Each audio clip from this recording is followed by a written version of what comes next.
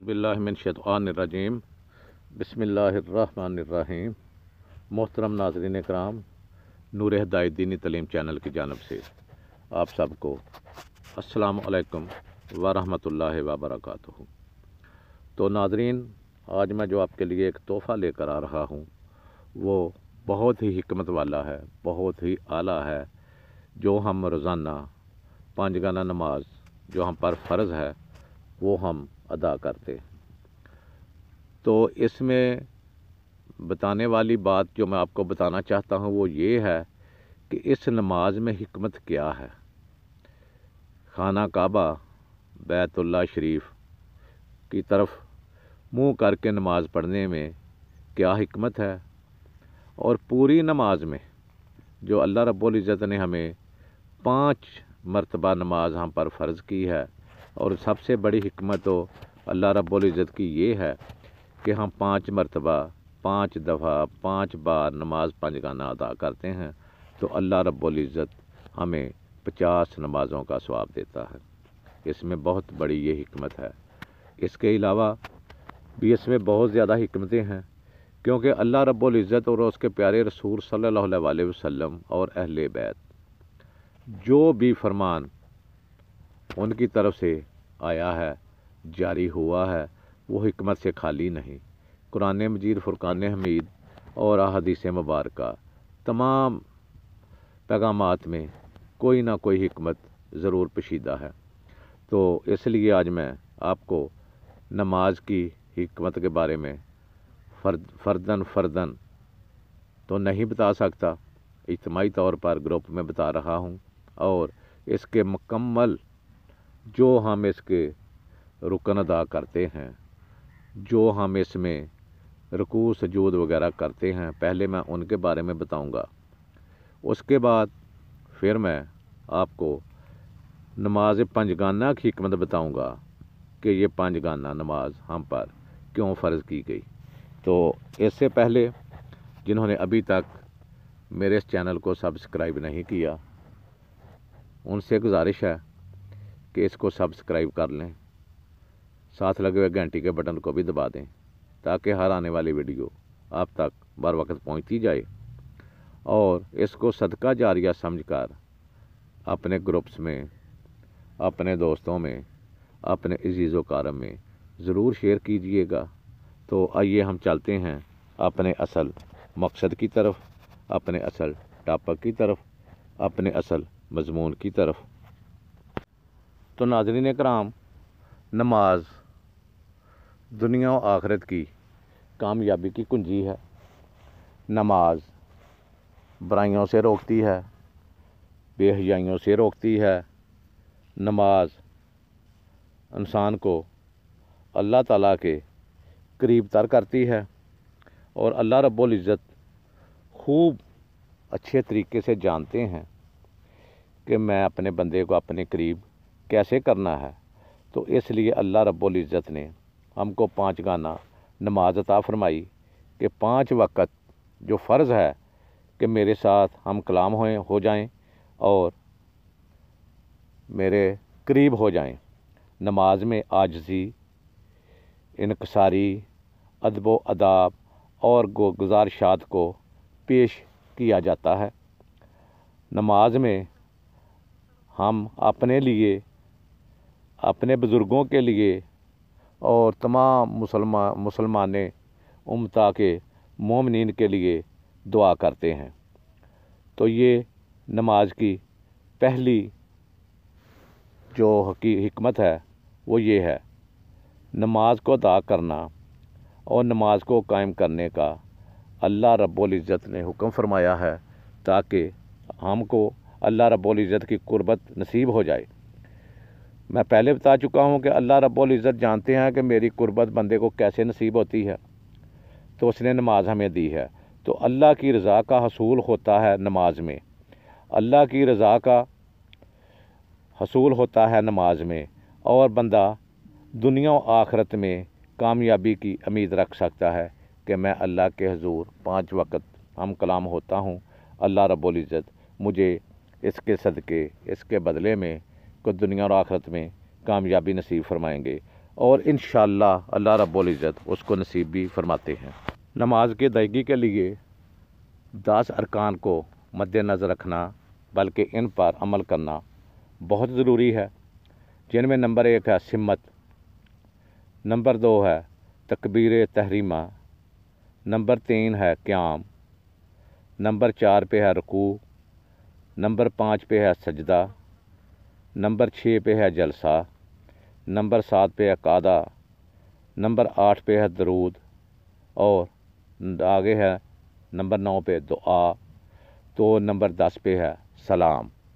ان ارکان کو ہر صورت میں نماز میں ہم کو مد نظر رکھنا بہت ضروری ہے، بلکہ ان پر عمل کرنا ہمارے لیے بہت ضروری۔ جب انسان نماز کے لیے کھڑا ہوتا ہے تو اس نے اپنا رخ، اپنا منہ تو کسی طرف کرنا ہے، جبکہ اللہ رب العزت ہر طرف موجود ہیں۔ انسان کسی طرف بھی منہ کر کے نماز پڑھ سکتا ہے، تو اللہ رب العزت نے خانہ کعبہ بیت اللہ کی طرف سب کا منہ کیوں کروایا؟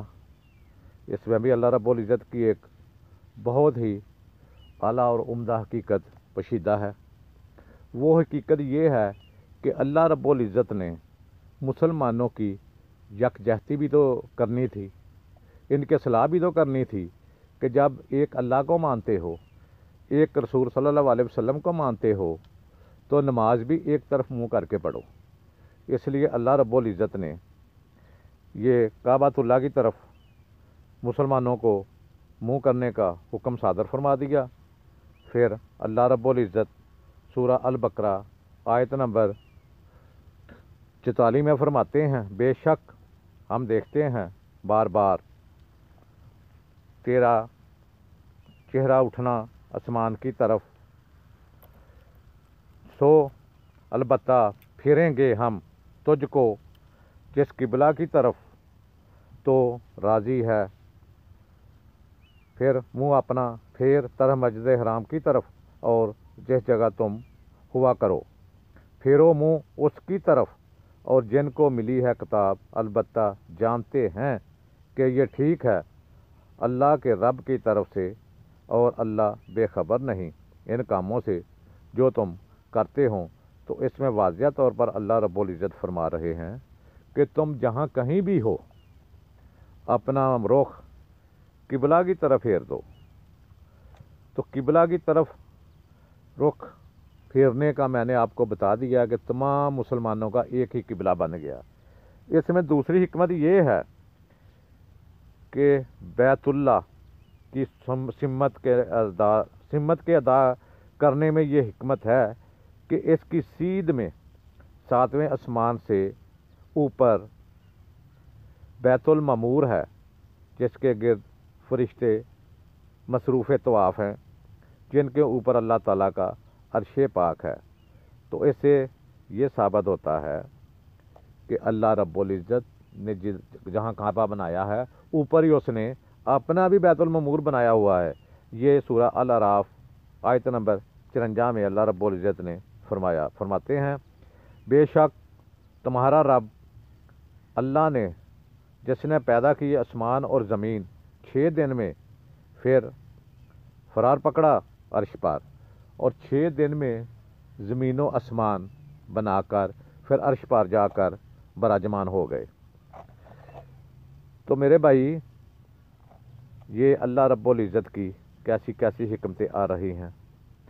تکبیر تحریمہ جو سب سے پہلے ہم نماز میں کرتے ہیں، تکبیر تحریمہ میں بندہ کانوں تک ہاتھ لے جاتا ہے اور اللہ اکبر کی پکار کرتا ہے۔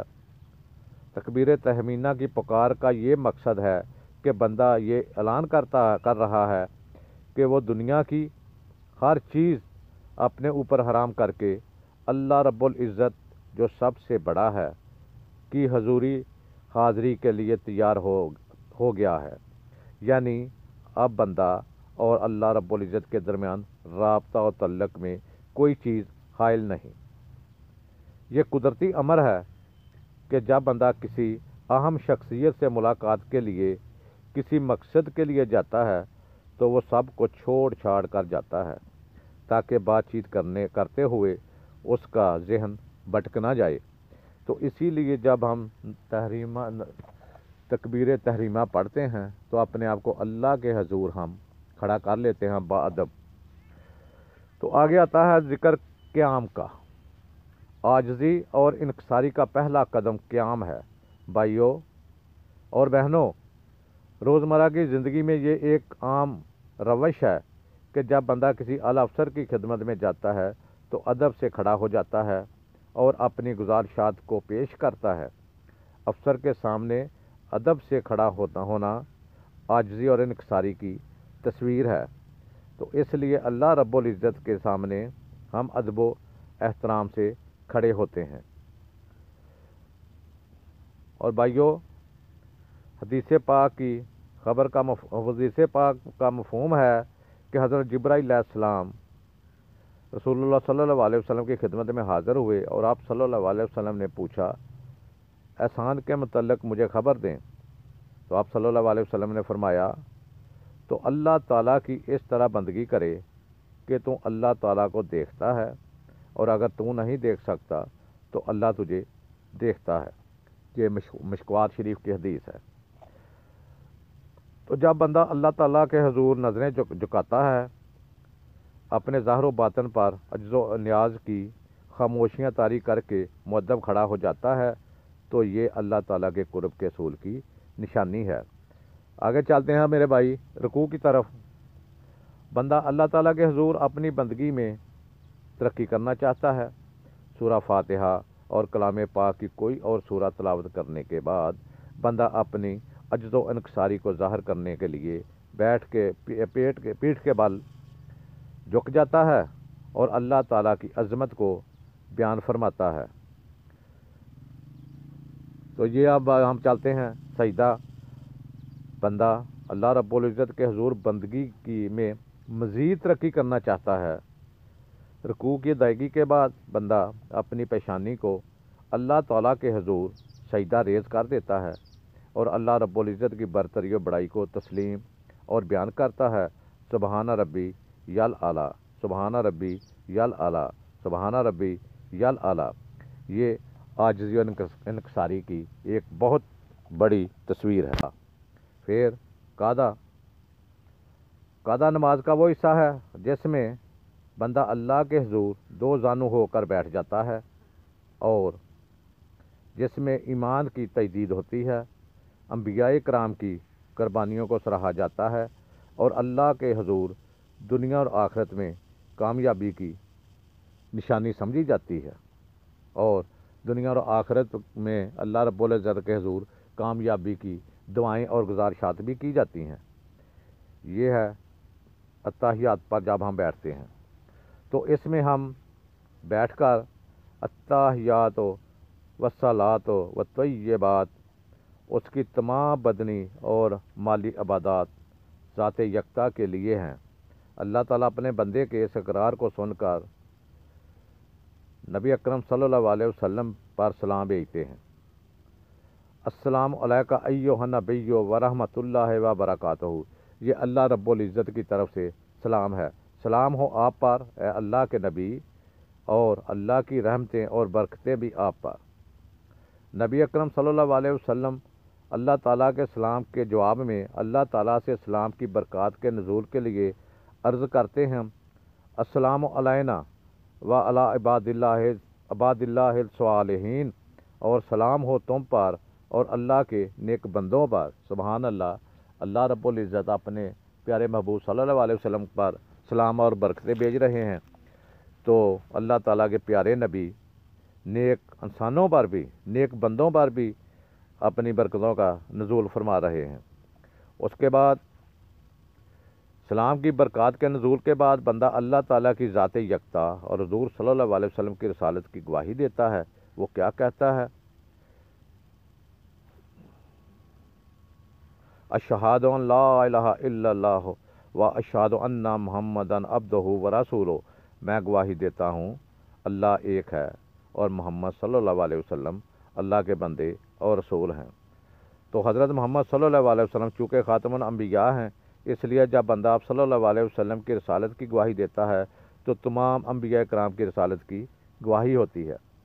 تو اس کے بعد ہم آ جاتے ہیں درود شریف کی طرف۔ شہادت کی تلاوت کرنے کے بعد بندہ کے ایمان اور یقین میں مزید پختگی پیدا ہو جاتی ہے، اور وہ حضور اکرم صلی اللہ علیہ وسلم پر درود و سلام کا ہدیہ اللہ تعالیٰ کے بارگاہ عزتی میں پیش کرتا ہے۔ وہ کیا کہتا ہے؟ وہ کہتا ہے اللہم صلی علی محمد و علی آل محمد کما صلیت علی ابراہیم و علی آل ابراہیم انک حمید مجید۔ اے درود نازل فرما سیدنا محمد اور آل محمد صلی اللہ علیہ وسلم جیسا کہ تو نے درود نازل فرمایا ہے۔ جب سیدنا ابراہیم علیہ السلام اور آل سیدنا ابراہیم علیہ السلام پر بے شک تو مسودہ صفات بزرگ ہیں، تو پھر بندہ فرماتا ہے، بندہ کہتا ہے اللہم بارک علی محمد و علی آل محمد کما بارکت علی ابراہیم و علی آل ابراہیم انک حمید مجید۔ یہ ہم درود پاک پڑھتے ہیں کہ کہتے ہیں کہ اے اللہ، جو میں نے درود پاک سلام پڑھا ہے اس کو میرے پیارے محبوب صلی اللہ علیہ وسلم، اس کی اولاد، آل اولاد اور حضرت ابراہیم علیہ السلام اور اس کی آل اولاد پر پہنچا دے۔ اس کے پڑھنے کے بعد پھر اللہ رب العزت ہمیں ایک دعا بھی بتاتے ہیں، جس کو دعائے ابراہیمی بھی کہا جاتا ہے۔ وہ ہے رب اجعلنی مقیم الصلاۃ ومن ذریتی ربنا وتقبل دعا ربنا اغفر لی ولوالدی والمؤمنین یوم یقوم الحساب۔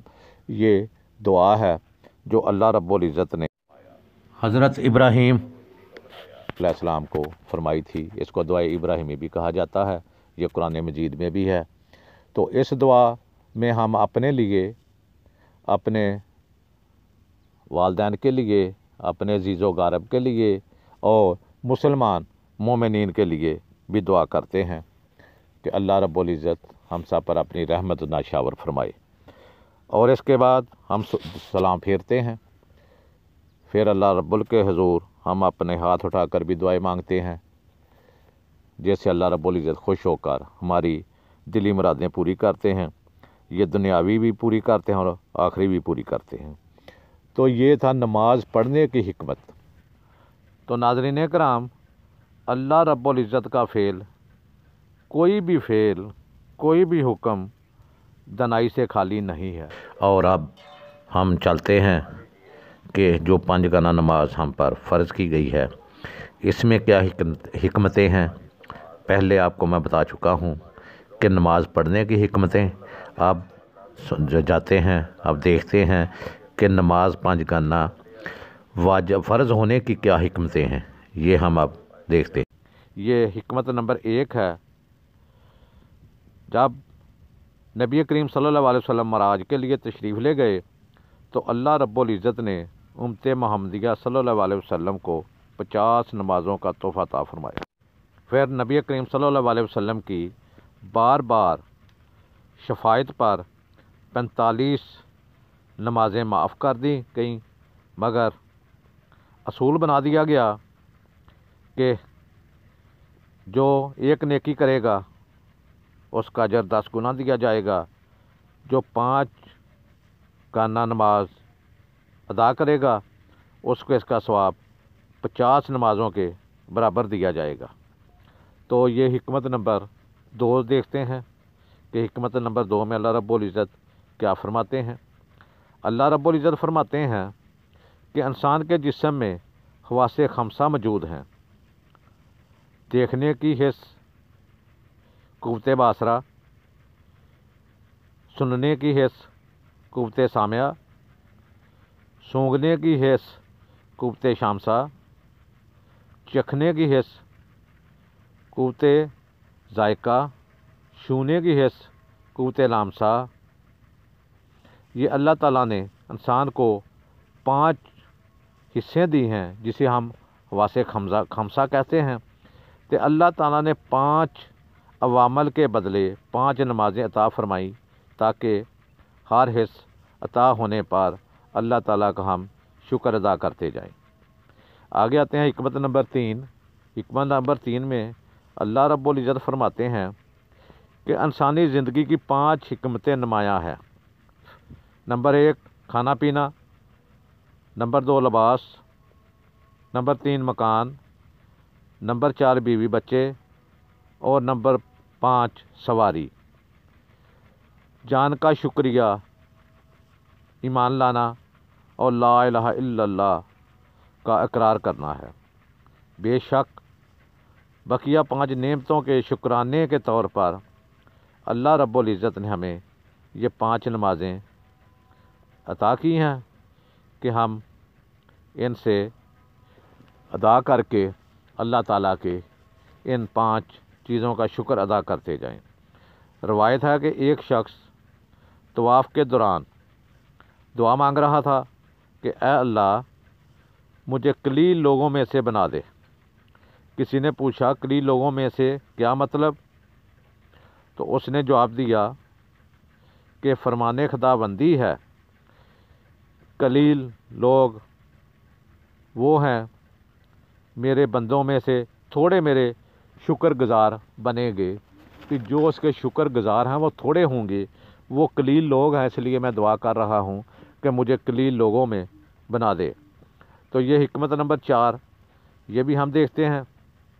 हिकमत नंबर 4 में हज़रत अली अलैहिस्सलामुल्लाह करमुल्लाह वाजहू रज़ी अल्लाह ताला अन्हो फरमाते हैं कि जिस शख्स को 5 नेमतें मिल गईं वो समझ ले कि मुझे दुनिया की सब नेमतें मिल गईं। नंबर 1 शुक्र करने वाली ज़बान, नंबर 2 ज़िक्र करने वाला दिल, नंबर 3 मशक्क़त उठाने वाला जिस्म और जान, नंबर 4 नेक बीवी, नंबर 5 सहूलत की रोज़ी। ये 5 नमाज़ें इन 5 नेमतों का शुक्रिया अदा करने के लिए अल्लाह ताला ने यहाँ पर फ़र्ज़ फरमा दी। आगे आते हैं हिकमत नंबर 5। इंसान की ज़िंदगी की 5 हालतें मुमकिन हैं। नंबर 1 खड़ा होना, नंबर 2 बैठना, नंबर 3 लेटना, नंबर 4 जागना, नंबर 5 सोना। तो इन 5 हालतों में इंसान अल्लाह ताला की रहमतों पर और नेमतों की बारिश होती रहती है। अगर इंसान हर नेमत का हक अदा करता रहे तो हक अदा करना ही 5 नमाज़ों की पाबंदी है। तो अब हम आते हैं हिकमत नंबर 6 की तरफ। हिकमत नंबर 6 में शरीयत मुहम्मदिया में नजासत से पाकी साफ़ करने वाले गुस्ल 5 हैं। जनाबत का गुस्ल नंबर 1, नंबर 2 हैज़ का गुस्ल, नंबर 3 नफास का गुस्ल, नंबर 4 अस्सलाम लाने का गुस्ल और नंबर 5 मैयत का गुस्ल। ये 5 गुस्ल हर किस्म की हकीकी नजास्तों और हकीकी नजास्तों को दूर करने के लिए काफ़ी हैं। तो अल्लाह ताला ने इंसान पर 5 नमाज़ें फ़र्ज़ फरमा दी ताकि जो शख्स 5 नमाज़ें बाकायदगी से अदा करे वो हर किस्म की बातनी नजास्तों से पाक हो जाता है। बुखारी शरीफ की रवायत में है कि नबी करीम सल्लल्लाहु अलैहि वसल्लम ने फरमाया 5 नमाज़ों की मिसाल एक नहर के मानिंद है जो मोमिन के घर के सामने से जारी है और वो उसमें 5 दफ़ा नहाता है तो क्या उसके जिस्म पर कोई मैल कुचैल रह जाएगी? तो सहाबा कराम ने फरमाया हुजूर नहीं रहेगी। तो आप सल्लल्लाहु अलैहि वसल्लम ने फरमाया इसी तरह जो 5 वक्त नमाज पढ़ता है, 5 वक्त वज़ू करता है तो उसके अंदर की नजासत सब ख़त्म हो जाती है, अंदर की मैल कुचैल सब दूर हो जाती है। तो अब हम आते हैं हिकमत नंबर 7 की तरफ। बात है कि किबला 5 तरह के हैं। वो कौन से 5 तरह के किबला आ गए वो भी मैं आपको सब बताता हूँ, अकेला अकेला बताता हूँ।